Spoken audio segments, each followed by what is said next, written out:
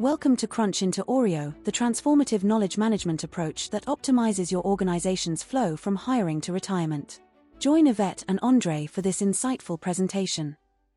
We are talking today about unlocking tacit wisdom and not only knowledge, because many organizations are going through lots of changes, and these changes involve their previous decisions as well. So we are not only talking about what is in the head of the experts, but also the organizational knowledge. How many knees does a horse have? It's not a trick question. Genuinely, anyone can answer. How many knees? You can type it. You can open your mic. I heard that they don't have knees actually. That's what I don't know. From somewhere I read about it. Well, that's a good answer, yeah. Anyone else? Dan showed 4. I think they have the 2 on the front. All right, okay, this is more interesting now. We have very different answers. Here's the deal. So you are both correct and both wrong at the same time. And you might be wondering, well, how's that possible? How can horses have no knees but 2 knees as well? Well, here is how. We asked ChatGPT 4.0, how many knees does a horse have? It responded with the very expected response of horses have 4 knees, of course. But then we took it one step further and asked this AI, well, we heard that they only have 2 knees. And then the AI completely adapted to what it thought that we would want to hear by telling us horses have 2 knees actually. And here's a whole explanation about that. We even took this one step further. We looked at Google's Gemini AI. We asked it basically the same question. Gemini, just like you said earlier, said that horses don't have knees, right? Not in the same way humans do. And then we asked it our next follow-up question, wherever they are located, how many knees does a horse have? And it would answer that it has 1 functional knee actually, and a whole reason behind that as well. Now we thought, okay, maybe these AIs just have a weakness for this type of question. So let's ask it one more time, just one more chance for this really important question. How many knees does a horse have? We asked it to MS Copilot as well. MS told us 4 knees. Sounds good so far. Then we asked it our follow-up question. We heard they only have 2 knees. And it actually was honest enough to tell us that we were wrong, that there was a misconception here, and that they do have 4. Right? So when you look at all of this, 4 knees, 2 knees, 1 knee, what does this all say about AI and just the state of knowledge right now? Let's get into that. This was just a very simple presentation of how much we need well-documented knowledge. And at the moment, what we are experiencing based on the research done with several hundreds of pharmacists and doctors is how we share knowledge is basically in a written form or, through meetings or through databases. And we use lots of records management tools as well to classify this knowledge. And of course, books as well, talking to each other.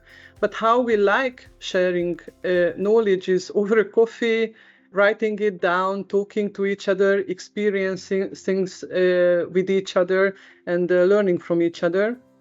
And there is an increasing trend how we like to consume knowledge. And this is through basically dopamine-powered experiences. As part of the collective partially responsible for this attention span lowering over time, I'd like to just say a few things about how, as with many things, times are changing, especially for how we consume information and knowledge. And half of those in our next generation already admit that they lose their focus on any given task in just under 1 minute, right? And we compare this to those age 65 and older, and we see that there's a drastic difference between the 49 and the 7%. Looking further into this, most would say that as time goes on, their attention span just goes with it. Our current average attention span overall, well, checked through 2,000 adults in this study, sits around the 17-minute mark, but that can even change if the topic is very dense or just frankly boring. As I was talking about this dense format, one of the densest formats you can kind of get, which brings back a lot of great memories for you all, I'm sure, about university, is journal articles. And here is an example of, well, Dr. Drew Weissman's journal. about the COVID-19 and the upcoming vaccines that he was working on with Kotalin Kariko. They managed to save millions of lives with this information. It's very important. And you can see how it looks right here, right? When you look at this, what do you see? You see a lot of effort, right? It's an effort to understand. It's most importantly an effort to get other people to understand, read, or let alone take away anything from, right? You got a lot of complex jargon, standardized visuals. Obviously, you can't do much in an article, but there's also just a limited context, right? You don't see the micro expressions as well of the person writing this or what they're trying to convey. So we were fortunate enough in one of our sessions to actually, please go back. In one of our sessions, we managed to actually speak with this amazing person, Dr. Drew Weissman. And yeah, we're going to just quickly share you a snippet of what that looks like when it's edited with the concepts that we're kind of trying to tell you about. We're working on a variety of ways of attacking that latent reservoir and either deleting it or inducing it so our immune system gets rid of it. As you can see, right, it's not reinventing the wheel. Also, on Teams, it's a bit harder to get the quality as crisp as it really is. However, yeah, this format from a lot of our research and a lot of our experience was just a lot easier to understand. You have some visuals, some audio, your senses are just engaged on a much larger level. And, you know, journal articles, PDFs, manuals, they're great. They have their benefits for sure, but they lack the ability to capture our attention and our greatest asset, which is our individuality. One more comment about Dr. Weissman. He's a very introverted person. So when he was talking, he is super, super interesting, very knowledgeable, but it's not high-speed talk. So when we introduced some elements into this recorded webinar, then people found it more appealing. We put it in a SharePoint page in the organization. We generated obviously a knowledge article with AI. Microsoft has this immediately. We uploaded it into Microsoft Stream because you can search within the video. You don't need to watch the whole, just like on YouTube, when you go to 3 seconds, 1 minute, many people could then after comment it within the organization, especially if you link it to, for instance, Viva Engage. What I would like to start the next chapter of this presentation is the case of high reliability organizations where knowledge management is very, very important. I think many of us can relate to it. These high reliability organizations, their activities can have dire consequences on the planet or people's lives. This is, for instance, very relevant to airlines or pharmaceutical industry. They really need to have a very thorough and very reliable knowledge base and continuous process improvement so that they avoid making mistakes. The research was conducted in a high reliability organization, and for me, it was really surprising because I said to them, just complain to me. You don't need to understand knowledge management. You don't need to understand what is knowledge, what is management, and the two together. Just complain to me about what are the things that you need if we disregard technology. And for me, it was really surprising that most people complained about their onboarding, reboarding, everboarding, and offboarding. Then this OREO concept started to form. With onboarding, there were very different impressions about how this is going. I couldn't find yet any organization who really mastered it. There are some companies in the Netherlands who are very good at it. Yes, of course, it accelerates new hire productivity and people can do their job faster if the onboarding is done in the right way. But many people complained about not understanding the cultural aspects of the organization or complex processes where knowledge bias was really visible. So the welcome partner explained something that they thought it was very easy to understand. But then the new hires were really struggling with it. So we started to introduce some KPIs, of course, because what you don't measure, you cannot change. And we brainstormed some ideas. For instance, the learner driver sign that you can put an intranet page or email addresses. And that shows to the other people in the organization, watch out and explain more what you want from the other person. New hires also complained about that no one is really using their previous knowledge in the field, which could be really useful and really motivating. So we created a newcomer community, and we also created welcome partner communities who meet twice a year. And they work together not only actually on productivity and onboarding and so that the person passes the probation, but contribute a lot to process improvement. I know this is the explicit knowledge base, but it is really, really useful. Then the reboarding, many people think of women returning from maternity leave, but we went beyond that because there are lots of people who have been hired internally. So they are moving from one area to the other where the culture is different. Just like Raphael said, it's like different military bases, so-called silos. And I'm a country girl, so there is no problem with silos because there is stuff on a farm that you need to separate. The key is to connect it when you need to connect it to, for instance, feed the animals. When it comes to reboarding, it also happened several times that people joined from other organizations who are very similar. For instance, one European Union agency to the other European Union agency. You don't need to introduce public procurement in the same detail again, because it's the same principle. So, and they said that they were bombarded with lots of things that they have heard already. So that made their integration very slow. Then the everboarding, it is a very nice concept. I actually heard about it in Spain first. It's not well spread, unfortunately. But one thing that people said that after 10 years, especially if you are not job hopping and you stay in an organization longer, many people would like to use everboarding to do their job better so that they can reach an expert level, especially if you don't really have management pipeline. So not everybody can be the next CEO.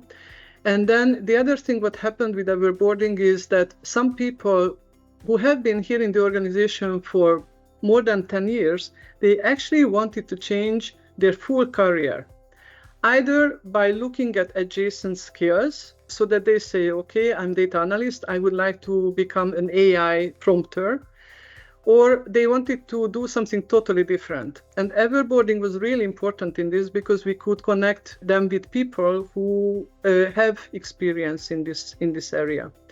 And one thing that was a very popular trick is if you can do it in your organization, the unsubscribe button in emails. There are lots of group emails, and we can do it in Gmail, we can do it in any other platform, but in organizations, typically, we don't use it. It became a very popular button, to say the least.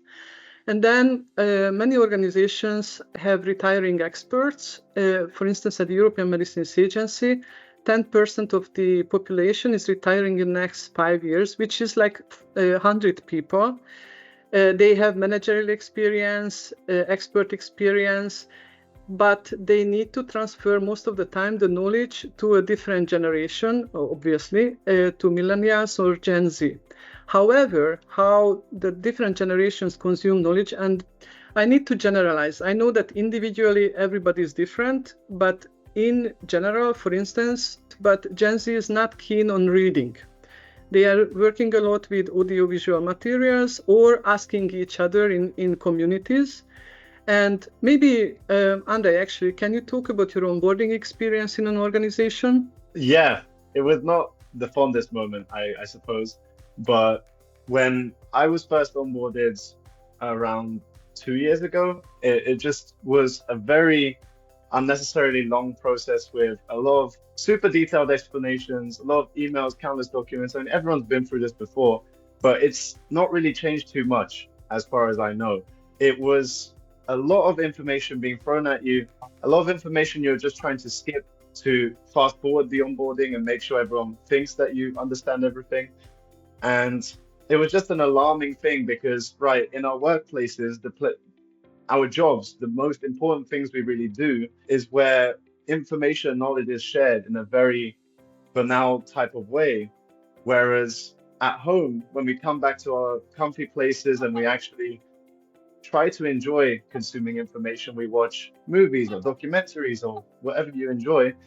Those are so highly optimized with storytelling, editing, all these things to make you actually want to consume it. It doesn't even feel like you're consuming information, right? That doesn't come into your head when it happens. You just enjoy it as it happens. And I just really was wondering, why is there a disconnect between these two worlds? And that's why we're trying to create a method for that. Yes, thank you. I think what was also important in this regard is that this was the first generation, Gen Z and millennials, who could actually reverse mentor older generations. When I started to enter into the workforce, I'm going to be a sweet 48 next month, then I didn't really have anything to show to my bosses or to my colleagues. I had zero knowledge about everything. But now the younger generations, they have actually lots of knowledge that they can share with us, and we can optimize our resources, like our work and life. What is very interesting here is that, for instance, when it comes to pharmacists and doctors or many other experts, these career paths are not attractive for younger generations anymore because it's lots of work, lots of years, lots of money. And there are obviously other career paths that are more attractive. So we are running out of pharmacists and doctors who can assess the benefit risk of medicinal products. So many organizations in governmental organizations are struggling to get experts to help their work. And when they actually create databases, the databases are filled with retired people.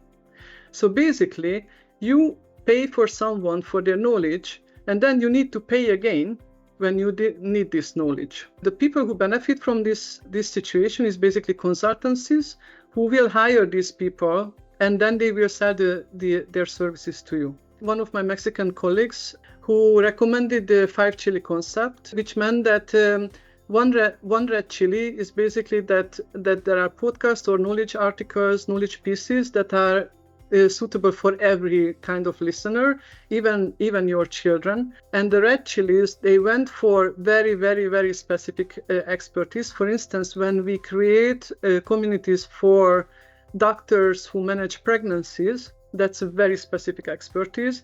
And then we highlight these topics with red chilies. I mean, a little bit of gamification is always nice. And when we capture the knowledge, not only tacit knowledge, because obviously lots of explicit and implicit knowledge is coming up as well. First, of course, we connect with the expert, and we create an expert interview most of the time in the format of podcasts and podcasts. And funny enough, this is really popular. So in the organizations where we try this, we have a waiting list for people who would like to be interviewed and who would like to be on the podcast. We give a little training and test how, for instance, your colors should look, what is your environment, etc., etc. But afterwards, it looks really, really good. We make it entertaining, kind of like a company show, where you, for instance, make an interview between a 25 and a 65-year-old pharmacist. You ask a question and they respond to this question from their own perspective. You need to make sure that they have a chemistry meeting before, because sometimes the younger generations are afraid from either the hierarchy or the position. But when it works, it really is nice. And then when we have the recording, then we, of course, do the post-production with AI.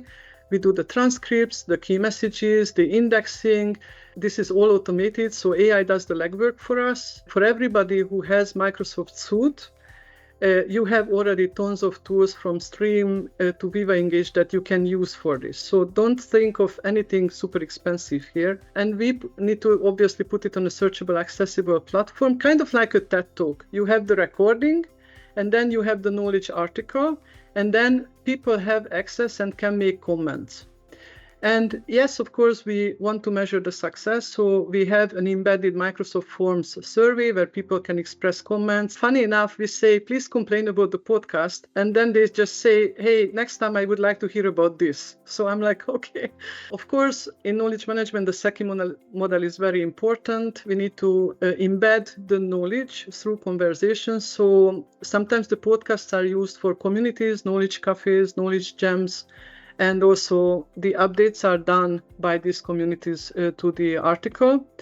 And the process is 4 stages: pre-production, production, and post-production, and publication and promotion. So the promotion part is important. Most of the time, we use everything from info screens to newsletters to Viva Engage, whatever the company actually has.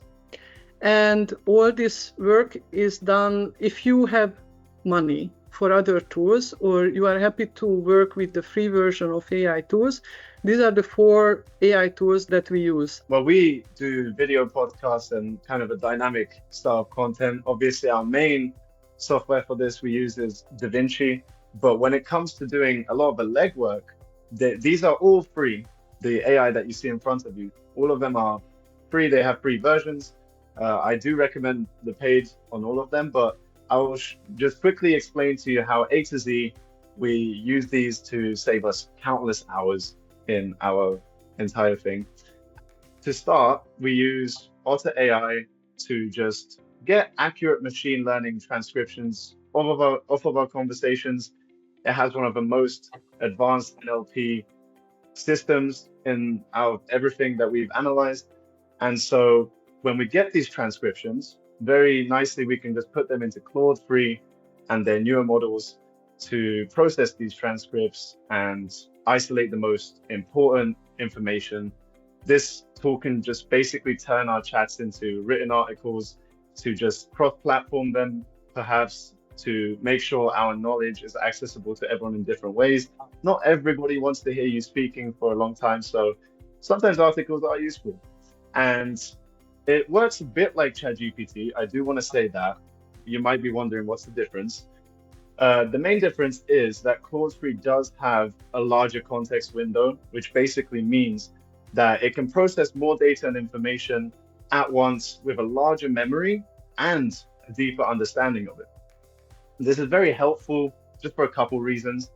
Firstly, it can track better who says what and the conversational flow that you may have. It also understands topics in a broader sense that may get discussed. And so when it gets the important information out of it, it's not as random, it's relative to the context. And it can also just capture your speaking style better. So it can capture your humor, your nuances, your mannerisms a little bit more, which is also sometimes very essential depending on how much personality you want to be showing. And in certain cases, when you or your guests just have like a bad mic and you don't have that much time to edit audio and post-production, actually Adobe has this AI speech enhancer, as you can see the third one here, and it's free. But not only is it free, it's literally the easiest one out of all of these. You can just drag your audio. Granted, it has to be in the file types that they provide as available.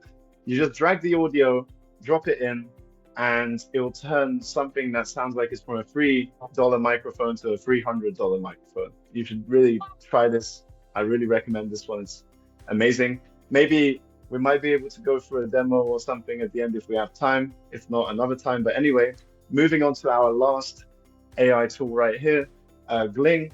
This probably saves us the most time overall. It's a little bit more complicated, but basically it just takes care of the most dreaded part of editing the content that we make or the information we record.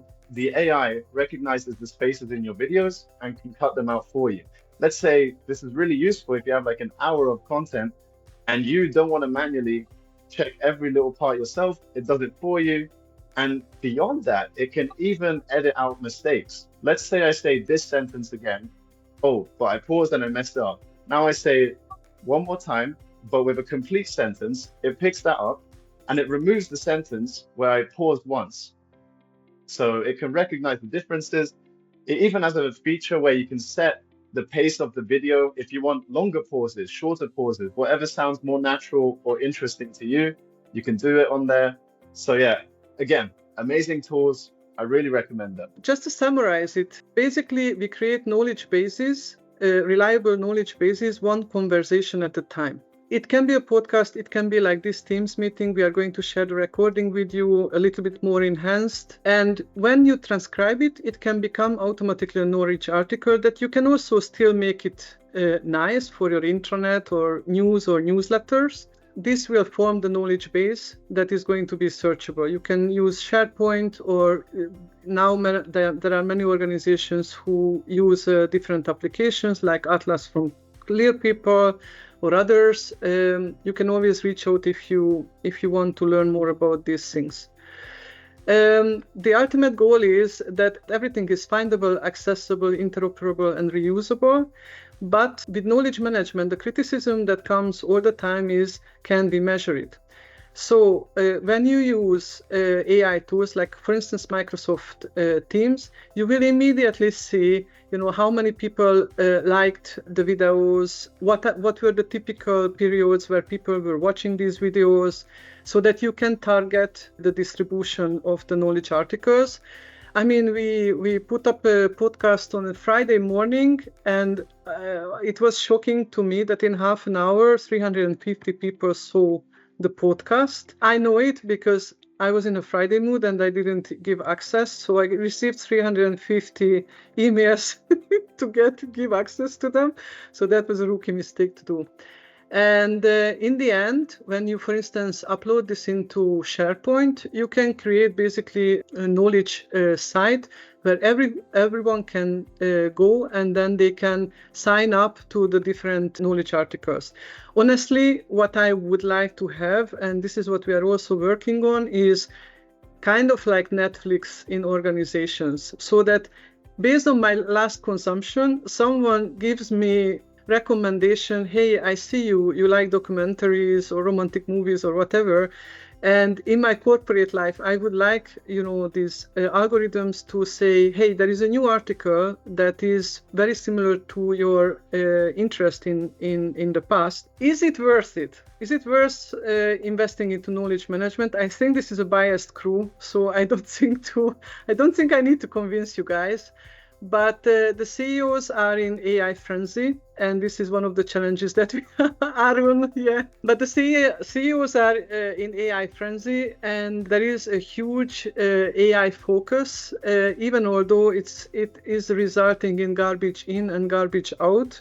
Many times now, we just had a meeting on Copilot, the previous meeting with Annette. Annette was there as well, and Arun and Zita. So we were talking about it that when you generate automatically minutes, and they are very long, and they are not summarized by AI, then basically you are toxicating your own knowledge base. They are not useful for anybody, and no one is reading it actually. And the reason why I think we have a very strong business case, this is a very simple system that I like. It was created by Deloitte during the COVID phase, which they coined the phrase disruption management. Organizations don't deal with change management anymore because change management is for certainty, but we have uncertain times. I have been in organizations that needed to move because of Brexit. Then, of course, we were all hit by COVID. And I'm sure that if you look at the predictions of Bill Gates, there are more coming. So the organizations need to move from change management to disruption management and to deal with uncertainties.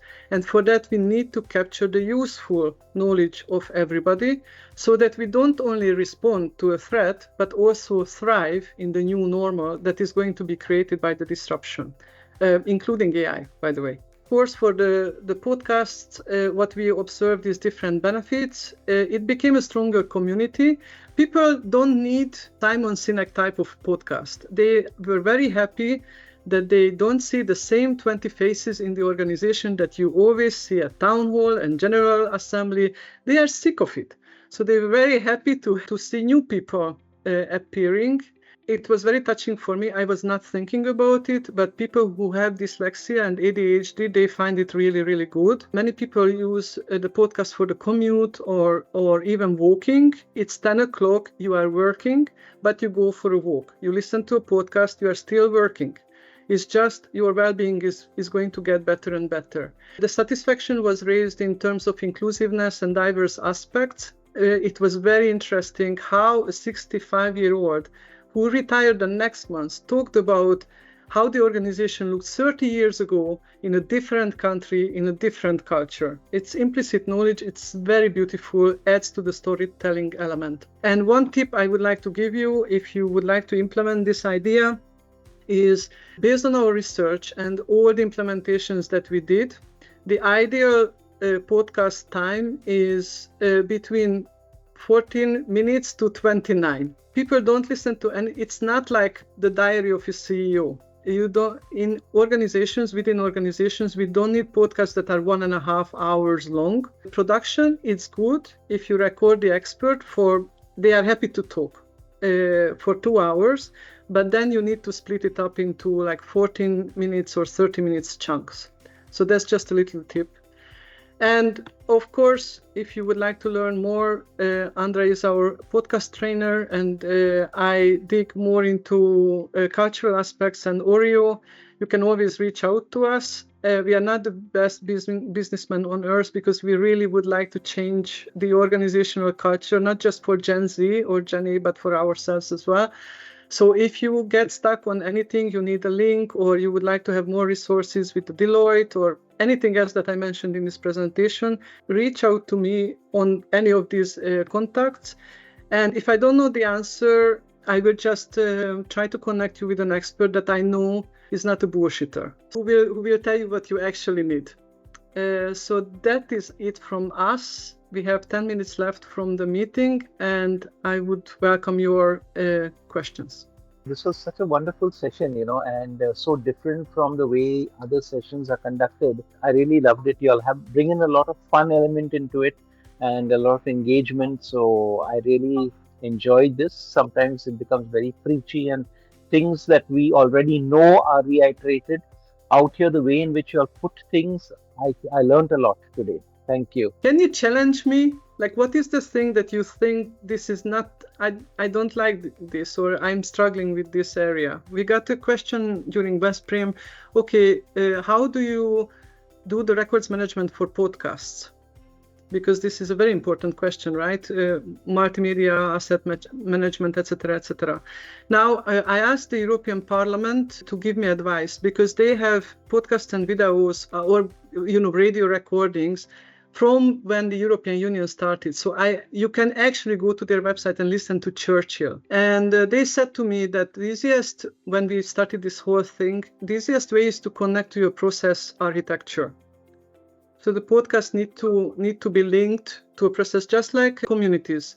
If the community is not linked to a process, or they don't need to achieve something, then usually it's going to be disbanded. In organizations, I'm talking of now in India, in our context, we are large organizations. We have 3,500 people, and I come from the construction sector. So we have pockets of knowledge all over. It is some people are at the level 5, you can call them, your 5 chilies, okay. But there are people who are at the lower level who may have one knowledge nugget which they are specialists in, and very few people know about them. How do we get them to be known through this process that you spoke of? I love this question. I worked in car industry, and I worked in a production line of 500 people. It had 35 aisles, and we needed to see whether the flow between the aisles were good. In this case, you need to link knowledge management to process management. You basically need to conduct a Gemba walk.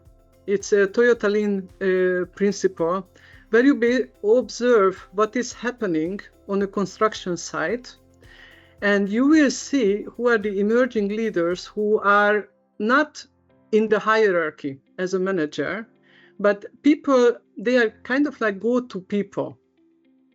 And then you can ask them for an interview. what are their tips, talking about their work, how is the work from when they start working until they finish working, etc., etc. You can also create knowledge cafes with other people, but most of the time when I worked with people on the production line, they were like, why do you want me to sit in a meeting room? I came here to work on my job. So they didn't understand why I'm asking these questions. So the Gemba walk, observing first the environment, picking people who are obviously go-to people, or for instance, ship leaders who can say, okay, who are your go-to people who you can interview for different tips? And then create a podcast, for instance, or create a recording or anything that they feel familiar or they are comfortable with. And then to show it inside of the company, you can create a gamification as well to say, okay, mostly like expert in this area, like a construction worker of the month or anything else, and then to introduce them. I don't know whether this is helpful for you, but when it comes to blue collar work, you really need to link it to Toyota Lean Six Principles and Gemba walks. In fact, in today's article, you did mention Gemba walk, and that's what I was talking about. Spending a day with the lowest levels, in a month at least, so that you come to know what is happening. And we do that regularly, so that's how we are able to gather what they require. Also, in terms of who are the people who have knowledge. And we do something called chalk and talk, because sometimes they are not, the moment they see a camera, they freeze. So we get them to either do the actual activity, and we video record them with their permission that is going to be discreet, and then we record it in their local language, and we convert with subtitles. We put subtitles out there. Yes, we've been doing a lot of manual work. I think now with technology, we can speed up the process. This is so important what you are saying. If you are recording knowledge, it needs to be in the local language. And then you can translate it with AI, because that language will bring the depth of the knowledge with itself. So this is like, for instance, Saudi Arabia would like to become a knowledge-driven society. Rwanda in Africa would like to become a knowledge-driven society. They need to do that in their own language. This is how they can transfer the tacit part of the knowledge. English will not give back what they know about their environment. And I saw your LinkedIn post, and I think this is an absolutely amazing approach. So well done.